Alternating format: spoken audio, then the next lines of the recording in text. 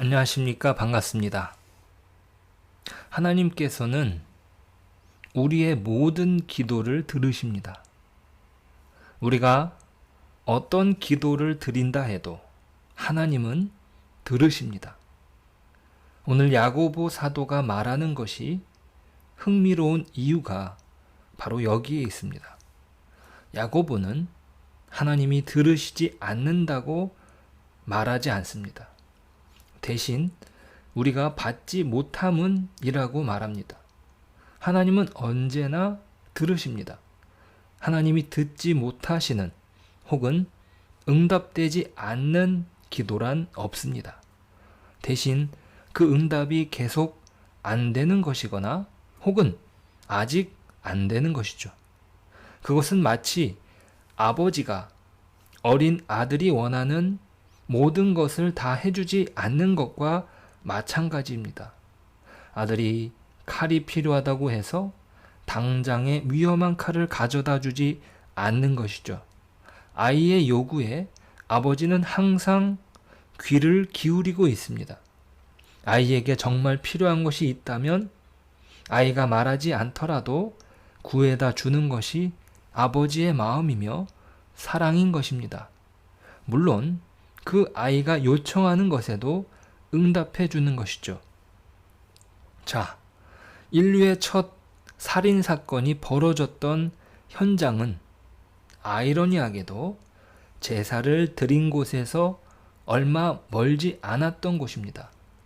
하나님께 제사를 드리고 왜 자신의 제사는 받아주지 않았냐며 핏대를 세우고 그 원인이 자신의 동생에게 있다며 가인은 아벨을 죽이기에 이릅니다. 하나님께 드리는 제사의 목적이 정욕에 있었던 것이라고 할 수 있죠. 그가 응답받지 못했던 것이지 하나님께서 듣지 않으신 것이 아닙니다. 하나님은 그 제사를 받지 않으심으로 응답하신 것이죠. 하나님의 응답이 No 라고 하는 것도 있는 것입니다. 문제는 가인이 그 응답을 받지 않았던 것에 있지 않았을까요? 하나님이 응답하셨지만 그는 그것을 받아들이지 않았던 것입니다. 자, 오늘 본문에서 정욕이라는 영역이 이렇게 구체적으로 말하지 않습니다. 허용될 수 있는 정욕은 무엇이고 또 불법적인 정욕은 무엇인지 나열되지 않습니다. 어떤 분명한 한계가 정해져 있지 않아요. 이것은 무엇을 말해줍니까?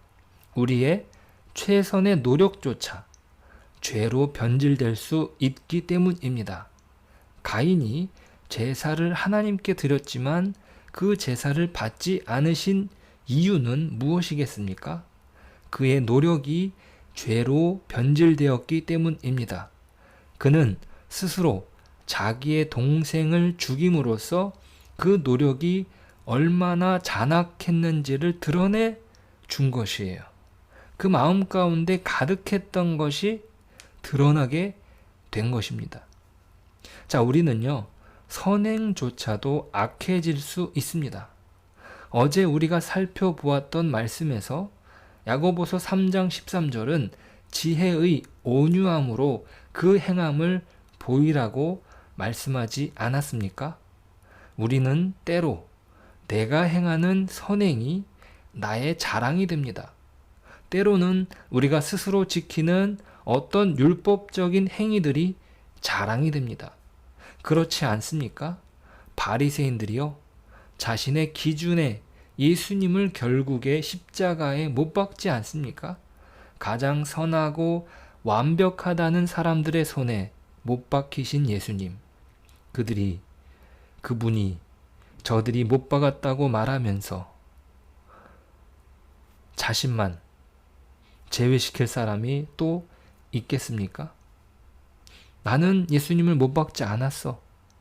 이렇게 말할 사람이 아무도 없을 것입니다. 그들이 말하고 있는 그 선행이 예수님을 십자가에 못 박았다라고 하는 것은 오늘 야고보가 말하고 있는 정욕이라는 영역이 누구도 예외가 되지 않는 것입니다.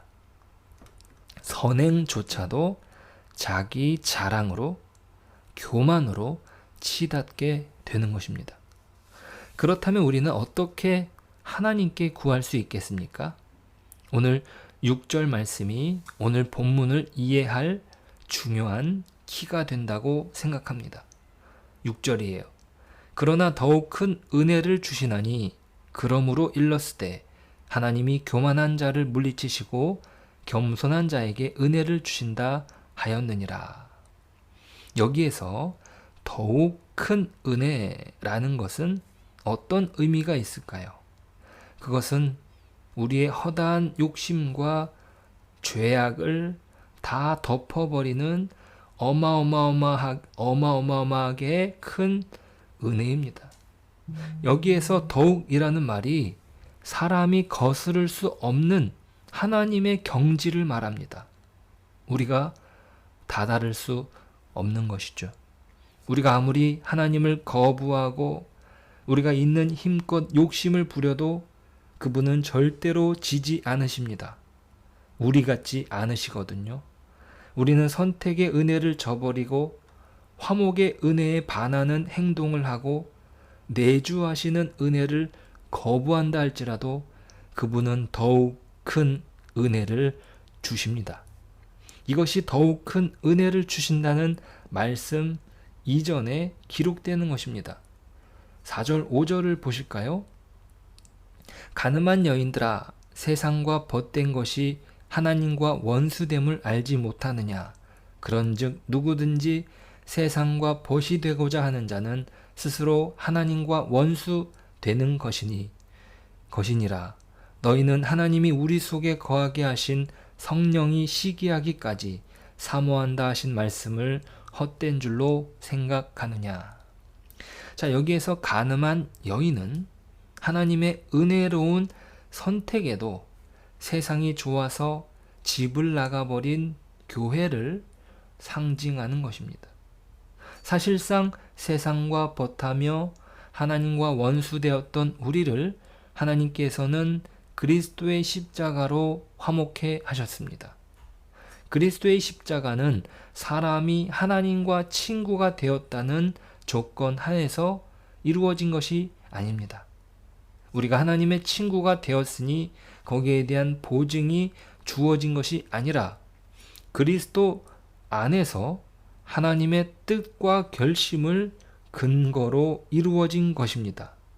우리와는 전혀 상관이 없었던 것이죠.